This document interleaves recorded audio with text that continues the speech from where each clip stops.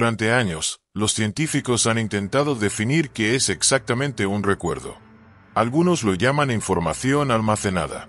Otros, una huella química, una red de impulsos que se prenden y apagan en el cerebro como luces de una ciudad nocturna. Pero nadie, ni siquiera la ciencia moderna, puede responder del todo qué sucede con esos millones de destellos cuando el corazón deja de latir. ¿Desaparecen con nosotros? ¿O hay algo, algún mecanismo invisible, que los conserva más allá de la materia? En 2022, un equipo de neurocientíficos en Canadá registró algo extraordinario.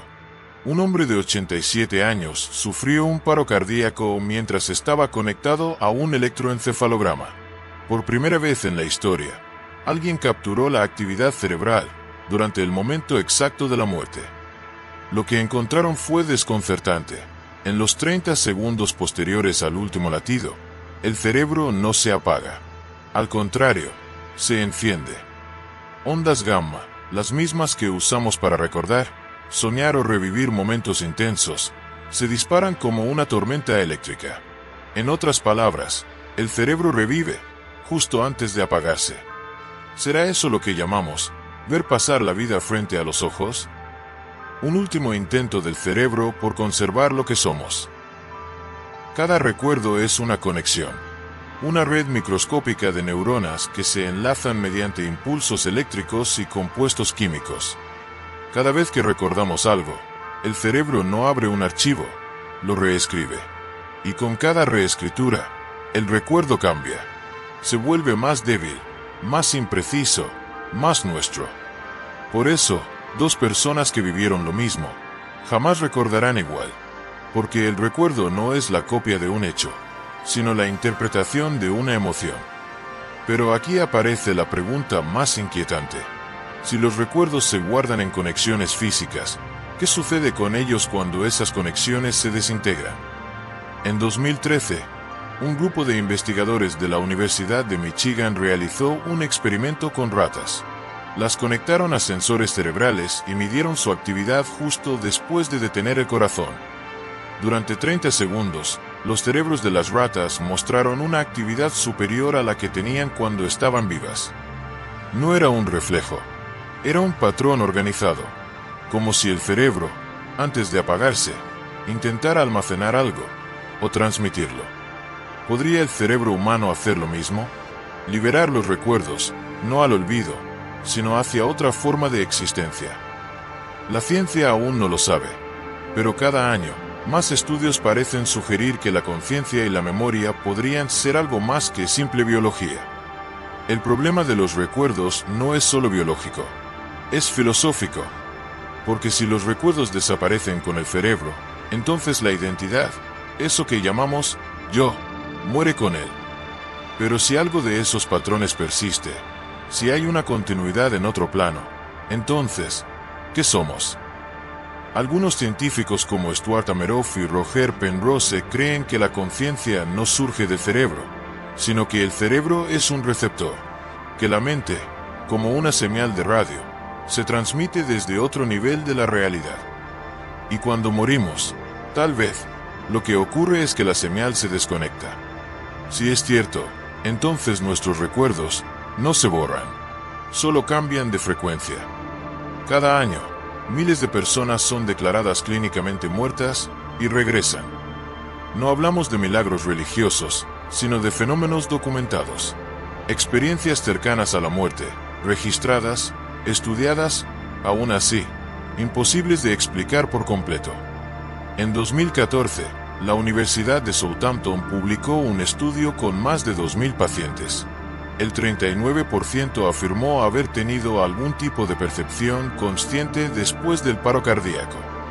Uno de ellos, un hombre de 57 años, describió con detalle cómo el personal médico intentaba reanimarlo. Escuchó los sonidos, vio las luces, contó los movimientos de los doctores. Y todo eso mientras su corazón llevaba más de 3 minutos sin latir. ¿Dónde estaba su conciencia? Si su cerebro no tenía oxígeno, ¿cómo pudo recordar aquello, si los recuerdos requieren actividad cerebral? Hay quienes aseguran que la memoria, de alguna forma, se queda flotando entre la materia, que el cerebro no almacena los recuerdos, sino que los traduce. El neurocientífico Carl Pribram propuso en los años 70 que el cerebro funciona como un holograma. En lugar de guardar imágenes fijas, codifica información en ondas, distribuidas por toda su estructura. Si un holograma se fragmenta, cada parte conserva la imagen completa, aunque más difusa. Y eso abre una posibilidad inquietante, que la memoria no se destruya del todo con la muerte, sino que se disperse, como luz que se rompe en miles de reflejos. Quizá nuestros recuerdos no mueren, solo dejan de pertenecer a un cuerpo. En 2013, científicos de la Universidad de Emory realizaron un experimento con ratones. Entrenaron a los animales para asociar el olor de la flor de cerezo con una descarga eléctrica. A las pocas generaciones, las crías, que nunca habían visto una flor, mostraron miedo al olerla. Lo increíble es que los investigadores descubrieron cambios en el ADN de los descendientes. La experiencia se había heredado biológicamente. No era memoria consciente, era memoria genética. Entonces, ¿qué tanto de lo que recordamos nos pertenece realmente? ¿Y cuánto es un eco del pasado de nuestros ancestros, una herencia grabada en nuestras células? Los recuerdos no solo se guardan, también pesan. Las experiencias traumáticas alteran la estructura física del cerebro. El hipocampo se encoge, las conexiones se debilitan, la mente intenta borrar lo insoportable. Pero borrar no es olvidar, es reprimir. Por eso, muchos pacientes que sobreviven a eventos extremos tienen flashbacks, sueños en los que reviven lo que el cerebro intentó ocultar. La memoria es un animal obstinado. Cuando la empujas al olvido, muerde desde adentro. En un laboratorio de Nueva York, científicos intentaron algo audaz, borrar un recuerdo. Utilizaron una técnica llamada optogenética, donde impulsos de luz manipulan neuronas específicas. Lograron desactivar el recuerdo de un trauma en ratones, y luego, reactivarlo. El experimento demostró algo fascinante y aterrador. La memoria puede apagarse y encenderse como un interruptor. Si la ciencia logra hacerlo en humanos, ¿qué quedará de nuestra identidad? Si podemos elegir qué olvidar, seguiremos siendo los mismos. En 2019, investigadores lograron mantener cerebros de cerdos parcialmente activos varias horas después de su muerte. No estaban conscientes, pero las células reaccionaban, se comunicaban. El hallazgo estremeció a la comunidad científica. Si las neuronas pueden reanimarse después de morir, ¿cuánto tarda realmente el cerebro humano en apagarse? Quizá, por unos minutos, los recuerdos aún estén ahí, suspendidos, esperando un impulso que ya no llegará. Y en ese silencio eléctrico, podría residir la frontera entre la vida y el olvido. Si el cuerpo muere, pero la información que somos se conserva de alguna manera, ¿dónde está guardada? Algunos físicos teóricos, como Michio Kaku o Brian Greene, plantean que la información nunca se destruye, solo cambia de forma. En el universo, nada se pierde por completo, todo deja una huella. Incluso la radiación de un agujero negro conserva la información de lo que devora. Si eso es cierto, ¿por qué nuestros recuerdos serían diferentes? Quizá la muerte no es un borrado, es una migración. Hay lugares donde la memoria parece no morir nunca. Casas en las que se escuchan pasos, voces que repiten nombres, ecos que parecen salir de las paredes. Muchos lo llaman fantasmas. Pero, ¿y si son solo recuerdos, sin dueña? La neurocientífica estadounidense Penny Sartori registró decenas de testimonios de pacientes que aseguraban haber visto a familiares fallecidos durante sus experiencias cercanas a la muerte. No eran apariciones fantásticas. Eran figuras que les transmitían calma, comprensión, incluso mensajes. ¿Podrían esos encuentros ser proyecciones del cerebro intentando ordenar la despedida? ¿O los últimos destellos de una conciencia que se resiste a apagarse? Quizá los muertos no regresan.